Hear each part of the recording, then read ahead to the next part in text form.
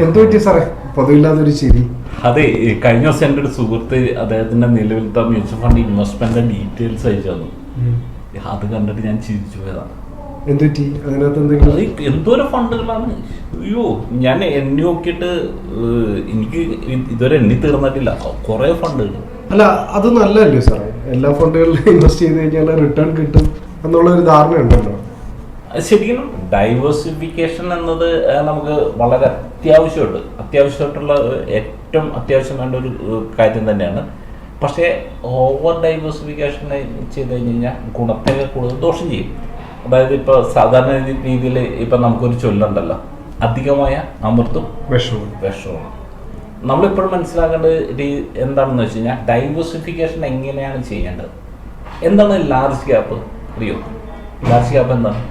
ഇന്ത്യയിലെ വലിയ ആദ്യത്തെ 100 കമ്പനികൾ. അപ്പൊ ഈ 100 ഇപ്പൊ നമുക്ക് ഇപ്പൊ SBI ലാർജ് ക്യാപ്പ് ഉണ്ട്, HDFC ലാർജ് ക്യാപ്പ് ഉണ്ട്, ബിർളൊക്കെ ഉണ്ട്. എല്ലാ കമ്പനികൾക്കും ലാർജ് ക്യാപ്പ് ഫണ്ട്. അപ്പൊ ഈ ഫണ്ടുകൾ കാരണം ഇപ്പൊ നോർമൽ സിറ്റുവേഷനിൽ നമുക്കറിയാം ഒരു ഫണ്ടിൽ ഏകദേശം ഒരു 40-50 ഫണ്ടുകൾ വരും.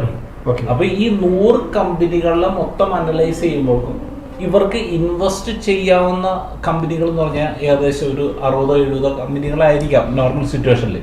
ഒരു 10-30 കമ്പനികളെങ്കിലും ഈ 100 എണ്ണത്തിൽ നിന്ന് പല ഫിൽറ്ററും ചെയ്യുന്ന സമയത്ത് പുറത്തേക്ക് പോകാം. അപ്പൊ ഈ 70 കമ്പനികളിലാണ് എല്ലാ കമ്പനികളും ഈ ലാർജ് ക്യാപ്പ് എന്നുള്ള രീതിയിൽ ഇൻവെസ്റ്റ് ചെയ്യുന്നത്.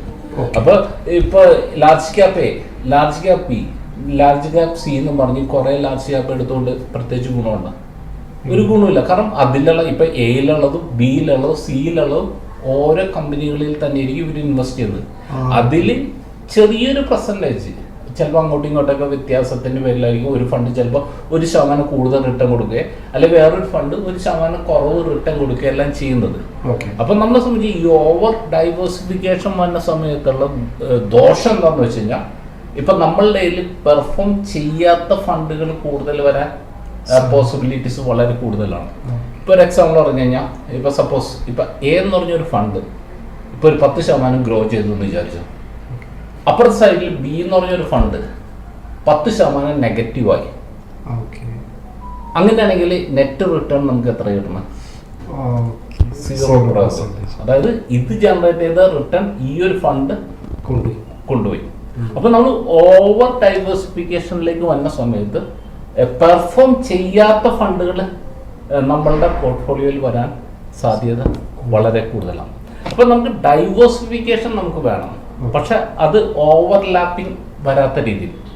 അതായത് എ എന്ന് പറഞ്ഞ കമ്പനിയും ബി എന്ന് പറഞ്ഞ ഫണ്ടും അല്ലെങ്കിൽ ഇവരെല്ലാം ഇൻവെസ്റ്റ് ചെയ്യുന്ന ഓരോ കമ്പനികളിലാണെങ്കിൽ ഈ 2 ഫണ്ടും വെക്കേണ്ട കാര്യമില്ല. അതിൽ ഏതെങ്കിലും ഒരു ഫണ്ടേ നമുക്ക് ഹോൾഡ് ചെയ്യേണ്ട കാര്യമുള്ളൂ. അപ്പൊ ആ തരത്തിൽ ഓവർലാപ്പിംഗ് വരാതെ ഇൻവെസ്റ്റ് ചെയ്യുന്നതായിരിക്കും കൂടുതൽ നല്ലത്. പിന്നെ അതോടൊപ്പം തന്നെ നമ്മളിങ്ങനെ ഇപ്പൊ ഇദ്ദേഹത്തിന്റെ ഇത് നോക്കി കഴിഞ്ഞ് കഴിഞ്ഞാൽ ഇങ്ങനെ കിടക്കണതാണ്. ഞാനിപ്പോ 10-76 ഇപ്പൊ ഓൾറെഡി എണ്ണി. ഇതൊന്നും മാനേജ് ചെയ്യുക എന്ന് പറഞ്ഞാൽ എന്ത് ഡിഫിക്കൽട്ട് ആയിരിക്കും. ഇദ്ദേഹത്തിനെ സംബന്ധിച്ച് ഇത്ര നാളെ അദ്ദേഹത്തിന് ഇപ്പൊ ഭയങ്കര തല ഇതായിട്ടാണ് അദ്ദേഹം ഈ ഒരു ഡീറ്റെയിൽസ് ഇപ്പൊ എൻ്റെ അടുത്ത് ഷെയർ ചെയ്ത് തന്നത്. അതേസമയം ഒരു 5-6 ഫണ്ടുകളാണെങ്കിൽ ഈ ഫണ്ട് നല്ലതാണോ ബെറ്റർ ആണോ എന്നൊക്കെ വളരെ ഈസി ആയിട്ട് ഇദ്ദേഹത്തിന് മോണിറ്റർ ചെയ്യാൻ പറ്റും. അപ്പൊ നിലവിലത്തെ ഇങ്ങനത്തെ ഒരു സിറ്റുവേഷൻ ഉള്ളതുകൊണ്ട് അതൊക്കെ ഒന്ന് ഓർഡറാക്കി ഒന്ന് ബെറ്ററാക്കി തന്നെ എന്നുള്ള രീതിയിൽ അയച്ചു തന്നാണ്. ഇത് ഞാൻ ആദ്യം കണ്ടു കഴിഞ്ഞപ്പോഴും ശരിക്കും കുറെ കഷ്ടപ്പെട്ടിട്ടുണ്ട് അദ്ദേഹം ഇത്ര ഫണ്ട് കണ്ടെത്തി ഇൻവെസ്റ്റ് ചെയ്യാൻ.